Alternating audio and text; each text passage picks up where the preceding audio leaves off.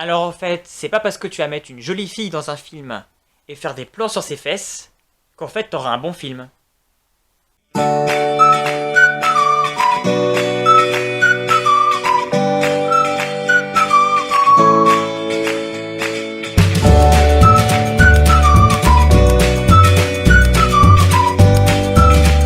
Bonjour à tous et bienvenue pour cette nouvelle vidéo aujourd'hui cinéma où je vais vous parler en fait plutôt d'une actrice qui a été révélée par une série de films qui se retrouve d'ailleurs dans pas mal de films un petit peu similaires. Visiblement elle adore les vampires.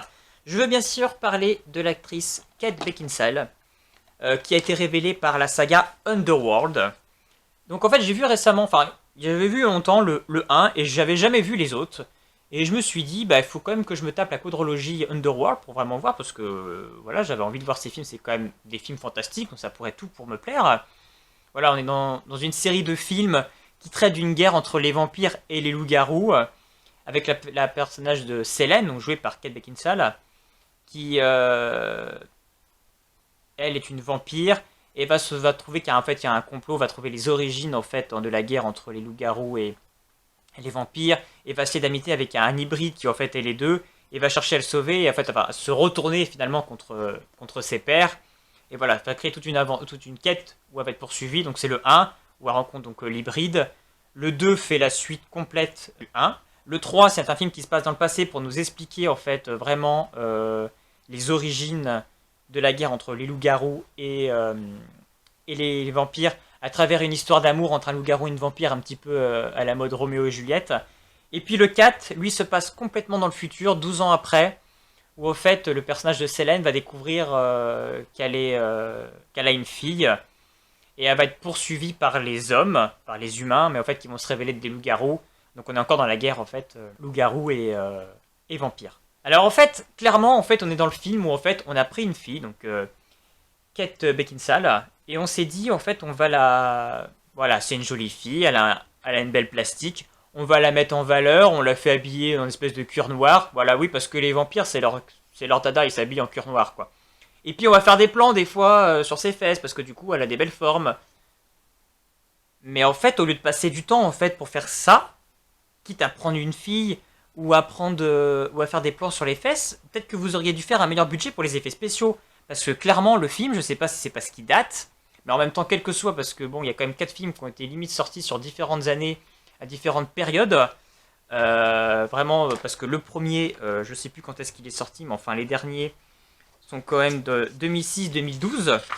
Donc voilà, on est quand même sur des années quand même où il y avait des effets spéciaux, on avait du budget, on avait du moyen. Moi, franchement, et le dernier, ouais, 2012, je trouve c'est moche en fait, que ce soit les loups-garous, je les trouve pas beaux. Et en fait, même limite, j'aurais envie de dire, limite sont même plus beaux dans le 2 que limite que dans le 4 quoi. Enfin, j'ai pas vu d'évolution fracassante, ou alors c'est l'espèce de design qu'ils ont voulu donner. Mais clairement, j'ai pas accroché à ça. Ben, je vois pas en fait pourquoi on a fait tout un... Kate Beckinsale, je vois pas pourquoi on a fait tout un cinéma, parce qu'en fait, je trouve pas que c'est une bonne actrice. Elle apporte rien. Elle a un jeu qui est pas forcément top top. On a voulu faire des films un peu à la Terminator. Ça commence avec un texte. Ouais, la guerre entre les vampires et les loups-garous. C'est un peu en mode comme dans Terminator. Ouais, Skynet va détruire le monde. C'est un peu pareil, sauf qu'en fait, on est loin d'un Terminator, quoi. Les effets spéciaux sont pas là. Et pourtant, Terminator, c'est même plus vieux et les effets sont même meilleurs.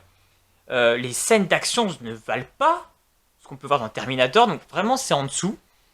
Là où j'ai trouvé quand même un gros avantage quand même, c'est que malgré tout, les 4 films ont un lien, se suivent et ont une cohérence. Quand même, la quadrologie est plutôt cohérente, donc ça c'était plutôt intéressant. Mais les films en plus sont courts. Limite plus ça va, plus ils étaient courts. Je sais pas, ils ont un succès peut-être, mais en plus tu faisais un film plus court, donc ça veut dire que tu libérais de l'argent. Et fais des effets spéciaux meilleurs que ça. T'as une histoire qui tient la route, parce que clairement l'histoire a tenu la route. Ça aurait pu vraiment être très très intéressant, mais il aurait fallu que ça en voit plus. On est dans un film de fantastique là. Clairement, on est dans un film de fantastique, les loups-garous contre les vampires, on attend de la bataille, des combats, voilà, plein, ou même des courses-poursuites, parce que dans le 4, voilà, on part dans des courses-poursuites avec les loups-garous qui poursuivent la voiture et tout, c'est... Mais je sais pas, les scènes, ça le fait pas, c'est pas assez dantesque. Pourtant, il y a des bonnes scènes, des bonnes idées, mais je trouve que c'est mal réalisé, c'est mal produit.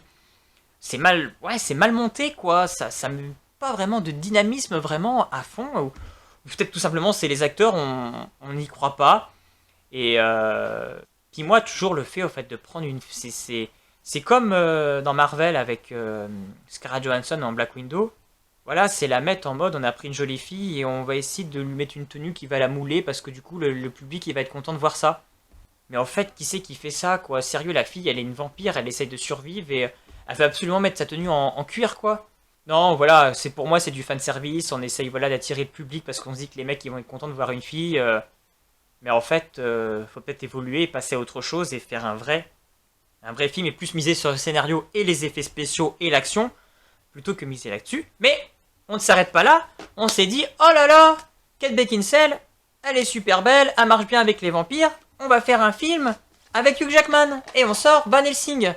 Donc c'est sorti un petit peu dans les mêmes années que Underworld 2 et 3. Voilà, donc on a repris Kate Beckinsale pour rejoindre Van Helsing, joué par Hugh Jackman, pour lutter contre Dracula, le célèbre vampire de Transylvanie. Et là aussi, on a droit, quand Hugh Jackman arrive en Transylvanie, on a droit au joli petit plan sur les fesses de Kate Beckinsale. Bah oui, bien évidemment, parce que là aussi, Kate Beckinsale, tenue ultra, un petit peu extra moulante au niveau du pantalon, etc. Parce que c'est ça qu'on voit qui est super intéressant dans le film. Bref, je vais quand même parler quand même de Van Helsing, parce que j'ai quand même passé un bon moment sur ce film. Voilà, c'est Hugh Jackman qui va être envoyé en Transylvanie pour lutter contre Dracula. Il va se lier donc avec le personnage de Kate Beckinsale pour lutter contre Dracula parce que toute sa famille a été décimée par Dracula. Et Dracula a un sombre projet, voilà, il faut lutter, donc on a vraiment cette guerre entre les deux. Moi, ce que j'ai bien aimé dans ce film, parce que là aussi les effets spéciaux sont quand même pas terribles, mais peut-être qu'il a vieilli, il me semble qu'il doit être sorti dans les années 2000, 2004 ou 2006, je sais plus exactement la date. Je pense que c'était les effets spéciaux de cette époque, on commençait à faire les effets spéciaux, mais c'est vrai qu'il a assez mal vieilli en fait. On se rend compte que finalement les effets spéciaux des années 80 vieillissent mal finalement que certains effets spéciaux qui étaient commencés à être numérisés par ordinateur et qui ont plus mal vieilli finalement dans ces années 2000 que les années 80. Moi ce que j'ai bien aimé quand même dans ce film c'est qu'on a incorporé tout le folklore en fait monster. On a Frankenstein, on a Mr. Hyde, Mr. Jekyll, des loups-garous également aussi. Donc on retrouve tout ce folklore et ça j'ai trouvé ça plutôt pas mal. On a également Frankenstein, donc ça c'était vraiment la plus-value du film. L'histoire tient la route, on a des bonnes scènes de bataille malgré tout. La scène de Hugh Jackman dans la ville avec son arbalète qui tire sur les harpies et tout, c'est plutôt bien foutu. La scène de la diligence aussi est plutôt bien réalisée. Non, il y avait des bonnes idées pour en faire un très très bon film. Voilà, ça reste assez moyen, ça aurait pu être beaucoup plus poussé. Mais on passe, moi j'ai passé un bon moment, j'ai passé un meilleur moment sur Van Helsing que sur les Wonderworld. Ça c'est clair et net. Il y a une histoire de fond, voilà, on a comme histoire avec le frère et la sœur, le frère comme il est devenu un loup-garou, elle veut pas le tuer, la quête de Dracula, le personnage de Frankenstein qui est assez torturé, etc. Donc tout ça c'était plutôt intéressant. Donc j'ai passé un plutôt bon film sur Van Helsing, mais voilà, je voulais faire cette vidéo vraiment sur cette actrice en fait, Kate Beckinsale qui en fait elle a fait quoi après? Voilà, elle a fait quoi après? Enfin, dites-moi en commentaire si vous savez ce qu'elle a fait après, si elle a eu une carrière. Mais pour moi, à part avoir montré son popotin sur ces films-là, elle a servi strictement à rien. Si vous aussi vous avez vu Van Helsing ou les Underworld, n'hésitez pas à me laisser un petit commentaire pour qu'on puisse échanger et en parler. Et puis sinon, je vous invite à vous abonner à ma chaîne pour être au courant des prochaines sorties. Et puis on se retrouve bientôt pour une prochaine vidéo. Je vous dis à très bientôt. Au revoir.